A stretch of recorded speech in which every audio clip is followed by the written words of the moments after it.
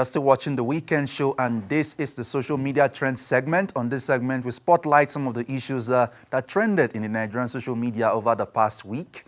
Well, a lot has happened this week. So much has happened, from Osun rerun to Aisha Buhari's ADC and the 2.5 billion naira controversy to Adebayo Shitu's NYSC. A lot has happened, but let's go to the social media and take a look at what has been going on.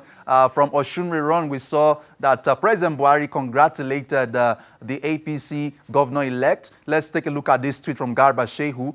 President Buhari congratulates the All Progressive Congress and the governor-elect of Osun State, Adegboyega Isiaka Oyetola, for winning the keenly contested governorship election. A very, very contentious election that we saw from Osun. But joining me now on this social media trend segment, I'll be having on the set with me Mr. Henry Shield. Henry Shield is a businessman and a political activist. Henry, thanks for coming on the show this morning. Thank you. Thank you very much. Nice to have you on the show. Thank you. My pleasure. Henry is actually one of the very vocal and very active Nigerians on social media, particularly on political Twitter. Henry, you saw what happened with the Osun rerun, and Buhari congratulated the governor-elect, but Saraki, who led the PDP's efforts in that election, has said that the election is an embarrassment to democracy. What do you think? I think it was wrong for the president to have congratulated them, seeing evidences that there were so much malpractices that happened. People were prevented for the first time.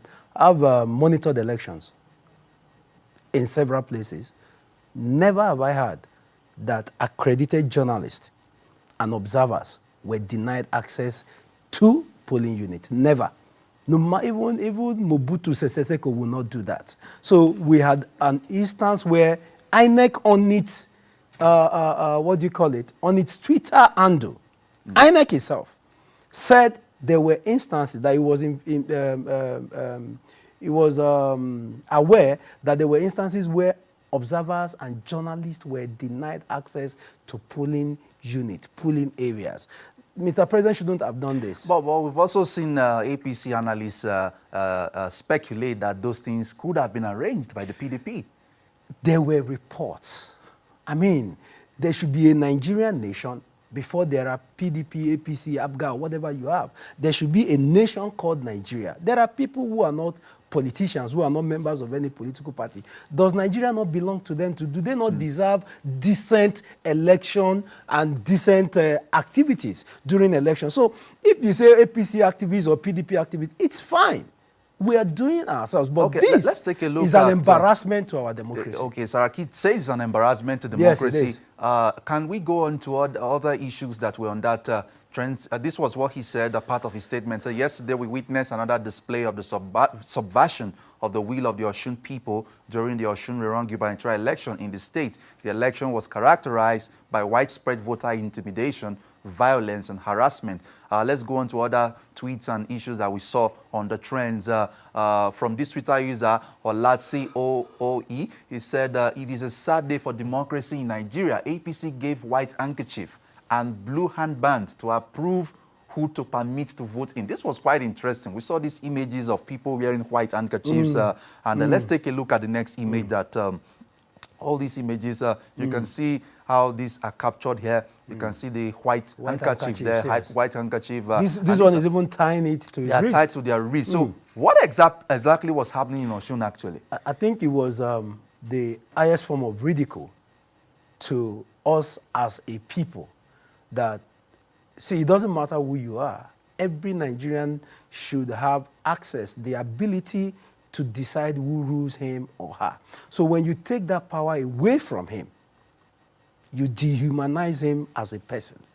This Twitter user, Kelvin Odan's Twitter, said 3 years under APC has been a scary revelation. The Nigerian police fights APC political opponents. Nigerian army fights for APC. EFCC fights APC political opponents. CBN funds APC and fights its enemies. INEC rigs elections for APC. Nigeria's democracy ended in 2015. Did Nigeria democracy end in 2015? I think the one that is very instructive is EFCC fights APC political opponents. Do you agree with that? Before the Osun rerun, before the Osun election, suddenly, the security agency, the police came out and said they were arresting Adeleke. for whatever thing he did years ago. I mean, just few days to an election. Like I said, When the president stopped that, the president said they shouldn't so go when ahead. the president is a politician, so if he had not intervened, the police would have actually gone ahead to arrest him. But at least he intervened. Oh, so You should give him tomorrow some we kudos. should wait for another president to intervene. We're not serious Well, as a people. you know, Davido participated actively on this election. At least his uncle was the one running for governorship. But it was quite instructive that as a Nigerian artist, he also participated this actively. He was always updating. This was what he posted. He said, "We report to the whole world that in Osun today, no supplementary poll took place. It was all violence and undisguised breaching of all electoral rules. The APC is pushing violently to steal people's mandate freely given by the oppressed people of Osun State." Let's talk briefly about Davido's involvement. What do you think this portends for the involvement of a lot of young people in future elections? Because some young people said they were disappointed with what they saw in Osun State, and they think that their PVC or their votes will not count in 2019. It does matter. Don't let what happened in Osun discourage you. We have a nation to build. So it doesn't matter who is in power today. The people have been in power in the past. On Davido's involvement, honestly, I should commend him, you know, for that kind of relationship between him and his family, for him to go out of his way to do what he did for his family. But people are saying it's family. It's like a family business. So Is he the only artist whose family has contested elections? We have a lot of people. This just shows, I'm talking about family values now, the African family values. The uncle must have done something or must have been a good man to him for him to do this. The man went out of his way. And what he said, leave the fact that it is Davido. What he said, did they truly happen? Were people's mandates stolen in Osun or not? We shouldn't just sweep it under the carpet. okay, very quickly, I think the PDP is not does not Left think out? this should be swept under the carpet. Kola Ologbondiyan, the publicity secretary of the PDP, tweeted that PDP demands the cancellation of the rerun gubernatorial election in Osun State. We demand return official PDP NG gubernatorial candidate, Senator Nuruddin Ademola Adeleke, by INEC Nigeria as elected winner of this election. INEC Nigeria rejects electoral banditry. But INEC has also reacted that anybody aggrieved should go to court. So, Well, we would go to court. Rather, the APC will go to court. Why do I have with the APC? oh, this is your tweet. The Osun charade of an election is a go-to-hell statement from the presidency to Nigerians, especially those who harbor the illusion of a free and fair 2019 election. Again, this is bringing the 2019 election into focus. Yes. So, it is threatened. Let's be very frank. Let's be very honest to ourselves. As it is today, if what happened in Osun happens in 2019, people might not say, they might not go back home like people in Osun did. People might say, no, we will not take this any further. What does it take to actually conduct a free, fair, credible elections? well, let's hope that the courts will help us decide, give a final solution to whatever happened in Osun State. And of course, the man you're seeing on the screen is the Communications Minister, Adebayo Shitu, Nigeria's Minister of Communications, serving in Buhari's cabinet. Premium Times reported that he didn't do his NYSC, and we saw this report a couple of days ago that he's been disqualified from the Oyo State gubernatorial race, but he's still a member of Buhari's cabinet. I think it speaks to our seriousness as a nation. If you are disqualified, you are being disqualified from contesting an election on the basis that you did not do what was required of you. Why would you sit in the villa as a member of The highest decision-making body of the country. The Federal Executive Council. It's not the first one. We've had the Minister of Finance who resigned recently. So if these people were elected 6 months, were appointed 6 months after searching 180 million people, it just shows how serious the government takes governance. Let's take a look at how some Nigerians reacted to this development very quickly. We saw some tweets from Jude Ndukwe.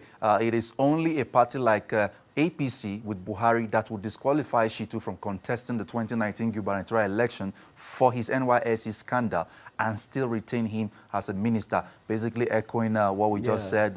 And there's another tweet that we saw on as part of the reactions to this development. Let's take a look at the other tweet that we saw yesterday from Farouk Akbarogi. He said, if Communications Minister Adebayo Shitu is not qualified to run for office of governor for your state, according to the APC, presumably because he failed to participate in the NYSC, why is he still minister? Shouldn't he be fired and prosecuted?